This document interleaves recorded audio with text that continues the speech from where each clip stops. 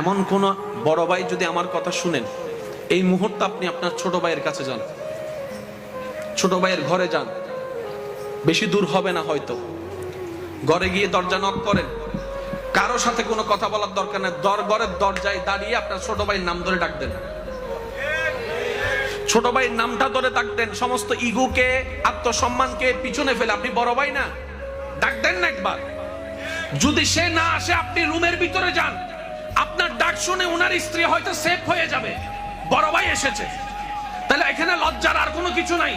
যাইয়া ছোট ভাইকে একটু জড়াই ধরেন তো, 3টা মিনিট জড়াই ধরে রাখেন, দেখি কতক্ষণ ছুটতে পারে। হয়তো প্রথমবার বলবে তোর সাথে আমার কোনো সম্পর্ক নাই, 1 মিনিট, 1.5 মিনিট, 2 মিনিট, 3 মিনিট পরে দেখবেন আল্লাহর রহমত আসা শুরু করেছে, 2 ভাইয়ের চোখের পানি আসা শুরু করে দিয়েছে। 3টা মিনিট, মাত্র 3টা মিনিট করে দেখেন।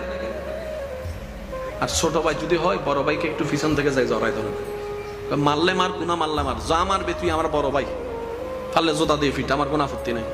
তবে আমি আমার বড় ভাইয়ের মন খারাপ করে কবরে যেতে চাই। 3টা মিনিট চেষ্টা করেন। এরপরেও যদি সে মাফ না করে, না মিলে, অন্তত আল্লাহকে আপনি এতটুকু বলতে পারবেন, আল্লাহ আমি তোমার নবীর হাদিস শোনার পরে মিলিত হওয়ার চেষ্টা করেছি, ক্ষমা করে দেওয়ার চেষ্টা করেছি, ক্ষমা চাওয়ার চেষ্টা করেছি, তোমার বান্দা আমাকে মাফ করে নাই, আমার জায়গা আমি ক্লিয়ার আছি, আল্লাহ হয়তো আপনাকে মাফ করে দিবেন, বলি সুবহানাল্লাহ।